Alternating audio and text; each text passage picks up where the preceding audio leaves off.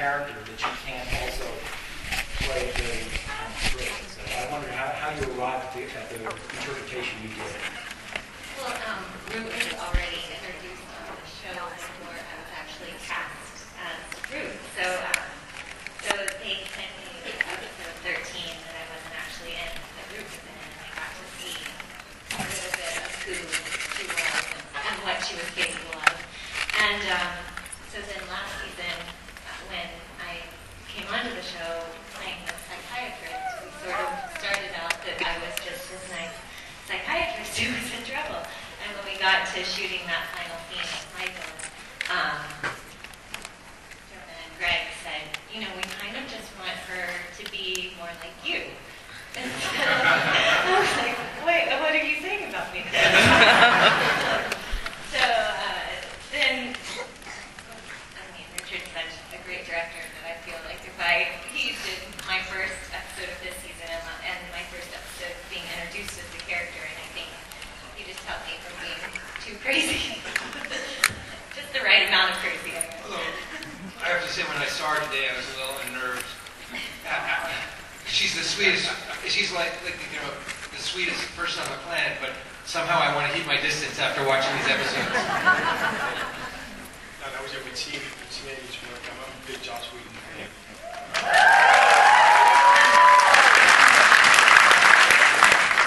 Amy's work in a couple of shows. Always fantastic. In many roles, quite reserved, quite a bit of a cipher. And so the conversation, it was a slightly awkward one. We said, okay, as soon as you say you're reserved, careful, and as soon as you shoot that lady in the back of her head, then you're yourself. It does seem as if you're developing a kind of rogues gallery of villains in a certain way.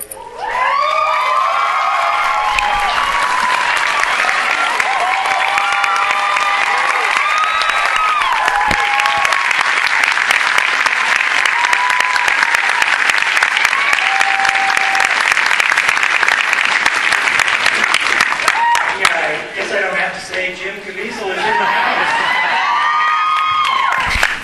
Smack a couple bad guys on the way over. I figured as much. I'll finish my question.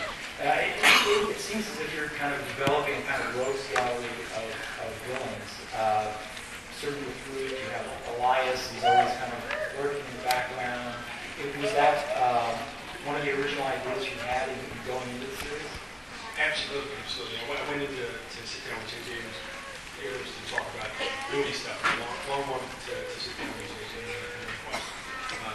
And we talked about movie stuff. I said, you know, it's kind of crazy idea for a TV show. We got into it a little bit, and we decided kind of then to make one of his first questions was, well, will it have that kind of look that we had so much fun developing for the Batman movies? And I said, absolutely. Half the time, you know, writing for the villain is half the fun. So I wanted to go in that direction and keep going in that direction. Sure, the snowball effect, accumulating all these wonderful actors and actors who I always wanted to work with both. Can you tell us any actors who are going to be appearing in this movie that you're looking forward to? Absolutely. We've got some great ones returning from the West. Mickey Choco is coming back as Zoe. As Elias.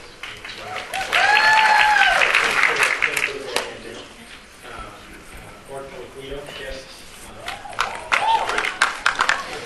Julian Sands is going to be out there.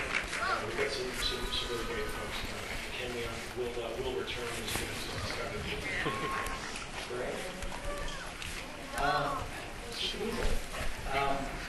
Your kind of superhero costume, in a sense, is your black suit and white shirt, and it's like a great visual choice.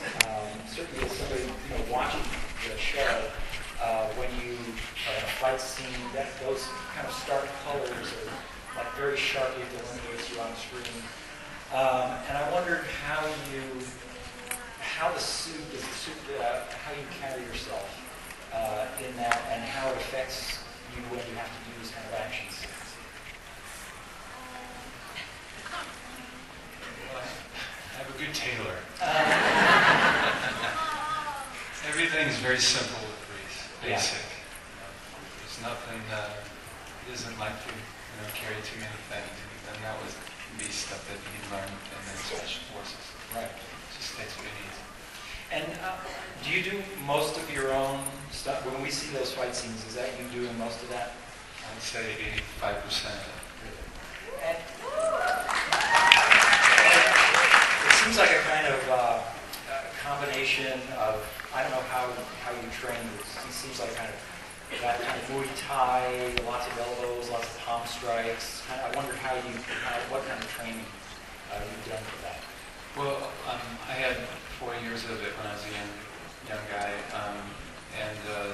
but a lot of it is, the guys that I work with with the SEALs, they do a lot of massage training, hand-to-hand combat that's real quick, precise, and keep moving. And does that require kind of workout? Do you sort of keep yourself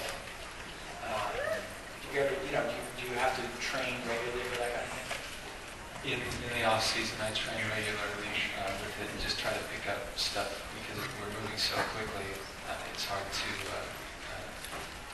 run it right there on the spot. I have a really good I'm a choreographer and know that take care of quite a bit of this stuff too, and they're great teachers. Mr. Nolan, the show has a really distinctive look, and there were stylistic decisions that you must have had to make right from the pilot that you knew would continue on through the entire length of the series. I'm thinking in particular of the fisheye lens, the point of view of the machine, the way the jumps in time are established on screen. And I wondered whether now that you've done it for a season, you're into the second season, whether there are things you would have done differently that might have made your life easier technically, or whether you're pleased with those decisions you made and how to present the show stylistically. Not a lot of regrets for the first season. The idea from the beginning, I never shot anything or worked on anything that wasn't shot for film. I thought it was a big stickler for film. And so we knew going into this show, the limits of network television, the speed at which you have to work, all the productions are moving over to digital. That's one of the things that I was sure the jumping off point for the show was look at all the cameras. Look at all the cameras in this room. I remember in the analysis. And if they were all connected together, harnessed together, you could see through all of them, what would that look like? I like the idea that if we're going to be shooting digitally, that meant we could build I'm a bit of a gizmo guy. I love tech stuff. And I thought, well, this is a great opportunity to work with lots of different cameras. So when you're watching the show every week, what you're watching is a lot of footage that's shot on the aerial extras, which are like a $100,000 camera. We got some shots in there that were shot on like $200 Casio, pocket cam, the carrying being the scout being. Working on, we shot the pilot with David Sam was a fantastic director. We worked to embrace all of that. But then going forward in the series with Richard and Marco, we really had to figure out how do we get all this footage. We generate far more footage than most network shows in a given week. And one of the things that I love about our amazing crew is the ambition of it. So I showed up on set a couple nights ago for the first night that I was introduced to, what the hell is it called, Wally? Wally. Wally is like a robot with a robotic camera head that you can take around and set it up to get those experiment shots. The first season it was a guy on a ladder, 20 feet up, with an SLR. So now we're building robots. Next year our ambition is to have a drone.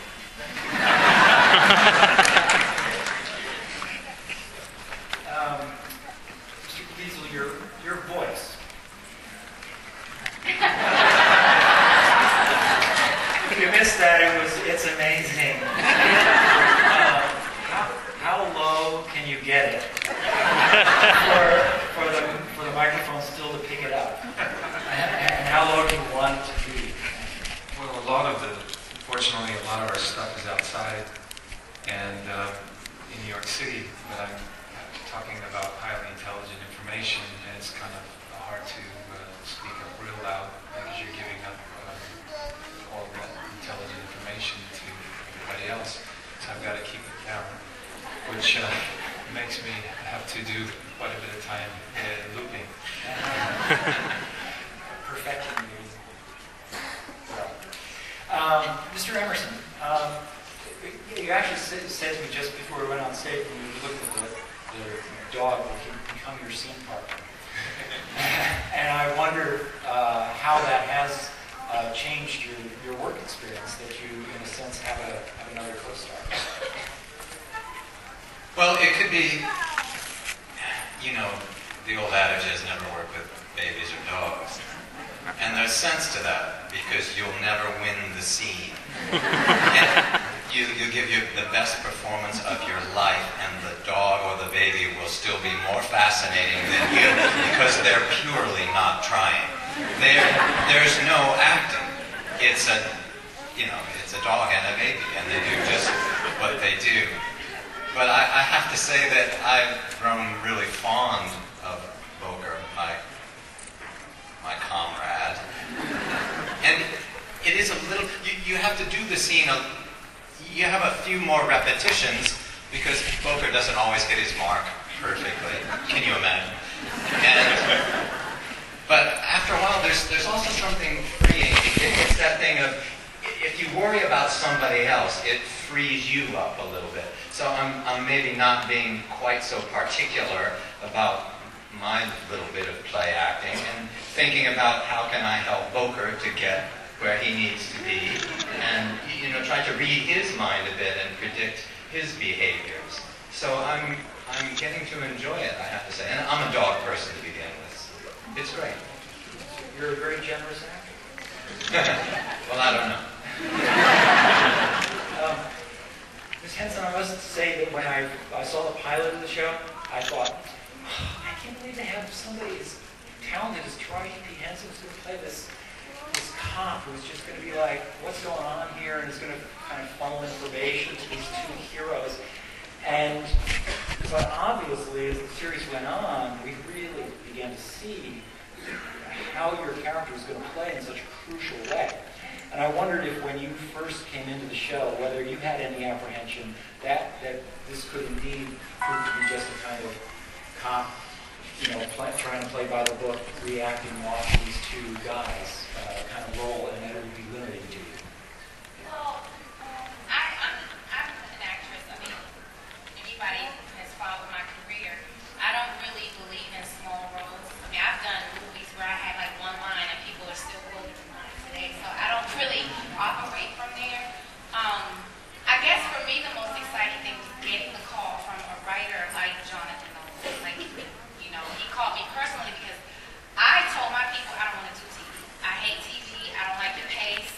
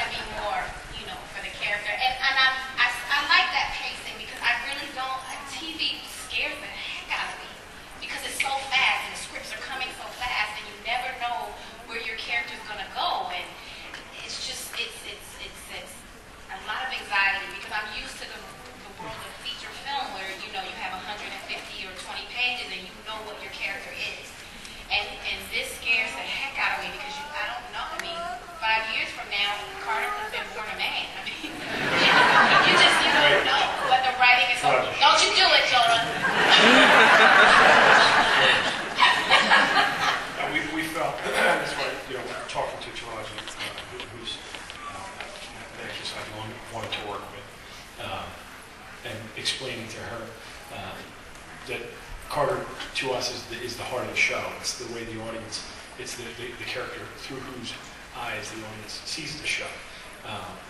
But watching her journey through the first season, it's really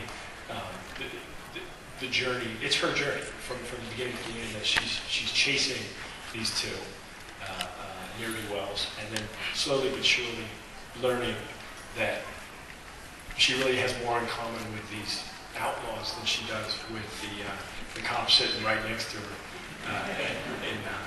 in the 8th precinct. So the fun for us and the ambition with the show is that these characters, the relationships, they're never in one place. There's always a journey that we're on. And there are the dark sides to that, the upsides. But we're in a nice moment with all of our characters. Everything's great, and we're about to smash that to pieces. In what way? Stay tuned. In a way, it's a kind of brilliantly both simple and very complex show. And I could see how a network like CBS would bite at a very straightforward concept, in the sense of you have two characters, brains and brawn, and you have this gimmick, the machine, and you have a case of the week that can be solved at the end of an hour. And in that sense, it's very much a CBS show in the manner of CSI or Criminal Minds or NCIS.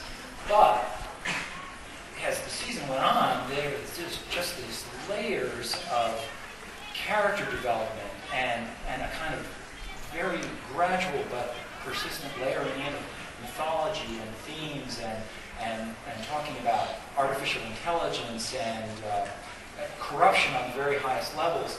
And I just wonder how you initially presented it to CBS, whether the network understood how complex you really wanted to go, and whether you really wanted that whole arc of the first season, whether you laid that out to them. Yeah, absolutely. We felt from the beginning, I'm a big believer in you develop the idea, you figure out what it is, and then you figure out what the best home for it would be. To me, this was always a CBS show.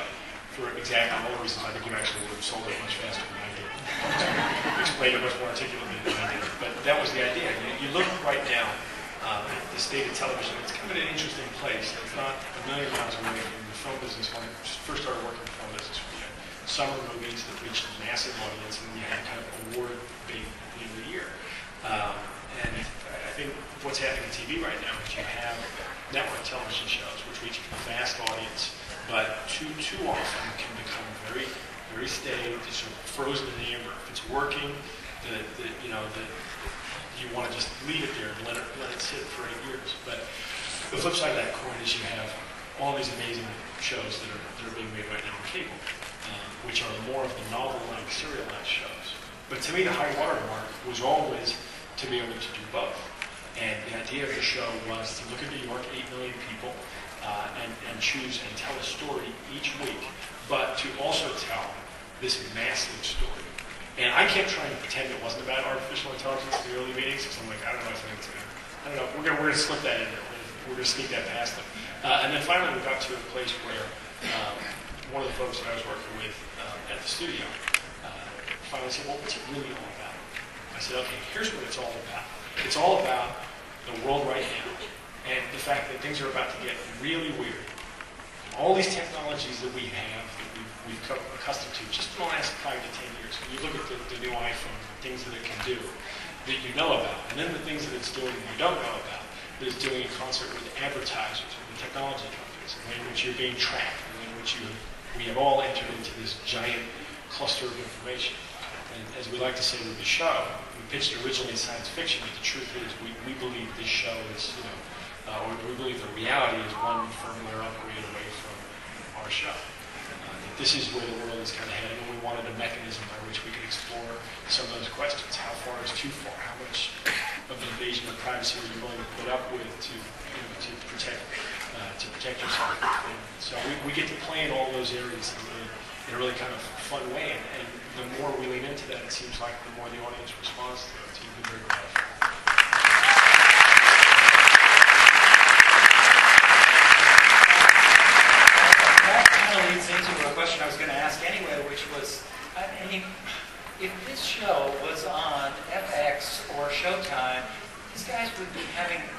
nominations and wins.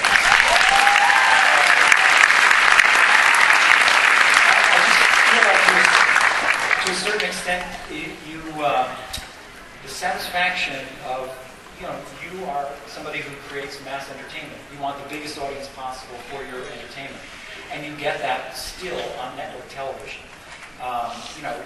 This show reaches so many more people than Mad Men, so many more people than Dexter. And yet at the same time, as you're saying, the kind of prestige to a certain extent has switched over to basic cable and television. And I wondered if, and also, a certain artistic license that you can take perhaps in language and violence and whatever that you can show. And I wonder if that's ever a frustration. I think it's very much the same approach that my brother undertook and inveigled and broke me into coming along with this 10-year voyage that we just wrapped up last summer with the 3 Batman movies that we worked on.